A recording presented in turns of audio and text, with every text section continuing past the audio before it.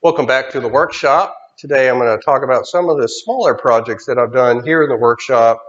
Not huge projects, took a couple weekends or a day.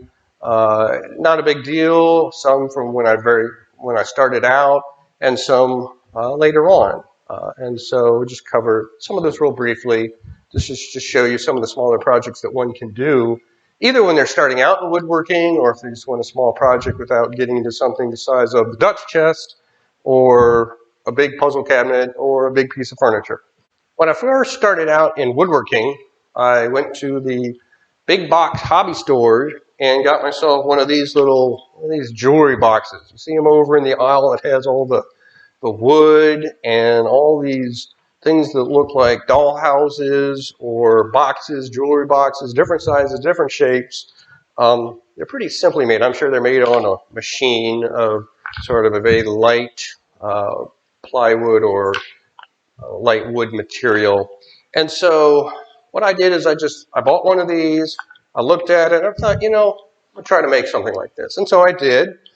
Certainly not as fancy as this one because it was my first project, but I just bought this, a small saw, and some wood glue. And so what I got was this thing. So you can see sort of the similarities. Again, first project.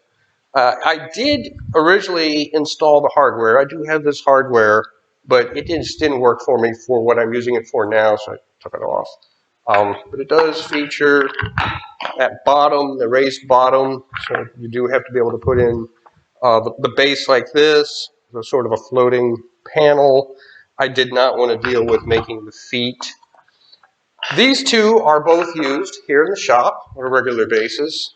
This is used for holding little tiny pieces of wood, all kinds of different, probably spill out all over the place, but little tiny pieces of wood, and I've started putting Purple Heart in from the Parthenon project, because of course there's some scrap of that, and you don't want to just throw that away because it's expensive.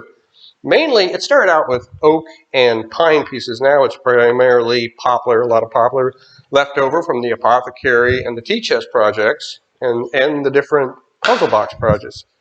They were all made with variations of poplar. The other box, the one that I actually made in November of 2014, it says it on the bottom, this is used with the workbench, and it holds the bench dogs. So it is with the bench all the time in a drawer on the bottom. And so I've got a Craig bench dog here that I just stick in here, use it with the tail vise. It also has the stops that came with the Schoberg Smart Vise. If you've seen that video, these are the ones that go with that. And then I also keep little things like cauls or spacers. There's a couple spacers in here that work. These work great with, these are Festool clamps, specifically for use with Festool machines and products. I use it as a bench hook or a clamp on my bench. And if I'm pushing something down, I can use this as a spacer so you're not damaging your workpiece. And so I can use this, and this just fits right in there and can be used as a bench hook. So very helpful for me here in the workshop. Next item here, made this. This is supposed to be a spatula. This is done, I did this in Christmas 2017. So it was a one-day project. Very simple one-day project. You start with a solid piece of pine, thin, so this is probably ½ an inch piece of pine. And then this was a Paul Sellers example. This was a Paul Sellers activity, I guess I would call it. It was part of his artisan series on working wood that he did back in the 90s, I think. I got those videos from a friend of mine who has since passed away. And so what you do is you start with a piece of wood. It's supposed to teach you some of the basics of wood direction, wood pattern, and working with hand tools. And so that's exciting. Start with a piece of wood, you cut it down, so you do your saw curves at a time. Then with chisel, you hit those off, following the grain, using the grain for your advantage instead of against you to pop those off. And you get to this point, and then, of course, this is higher than this. So you use spoke shaves, you use different things to get it, and of course a drill. And so to get this whole, trust me, his looked way better than mine, but some of you may recognize this. If you have done the Artisan series, if you have followed Paul Sellers for a number of years, and I'm sure this is not specific to Paul Sellers, I'm sure other people have done things like this. So again, it's a small project. This was done in one day on a Christmas day when I wanted to do something different. So nice little project. And then the final project I have here is a little music box that I made for my wife for a Christmas. I'm not exactly sure this was done. It probably is on the inside. This is sort of your basic, probably taking lessons from what I did here. It's a basic box. You got to make sure to keep a hole for your music box lever to come out. Then for the top, it's just half circle piece, two of those, and then they are joined with these individual slats of wood and then painted after glue up, attached to hardware.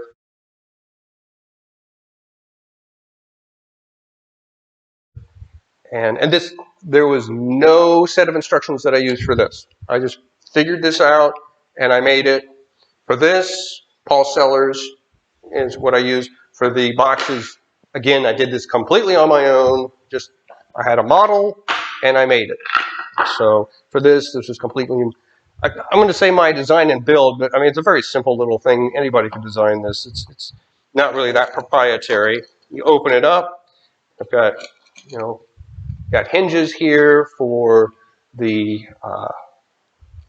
hardware, and then inside there's a music box.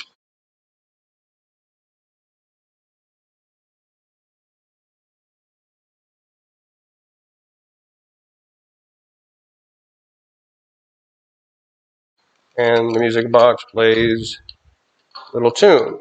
If I can get it to...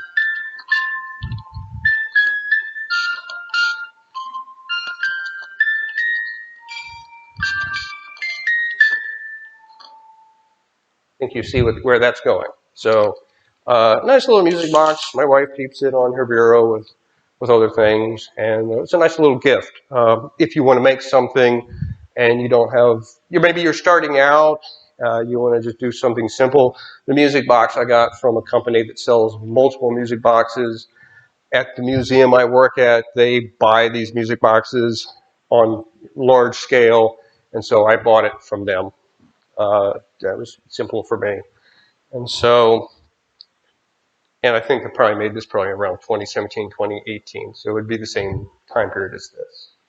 And so these are just some of the small projects that I do here in the workshop, either starting out or if I want to do something in a day. I don't want a project that goes on for months and months and years. And sometimes you just want some simple satisfaction working with some hand tools right here in the shop.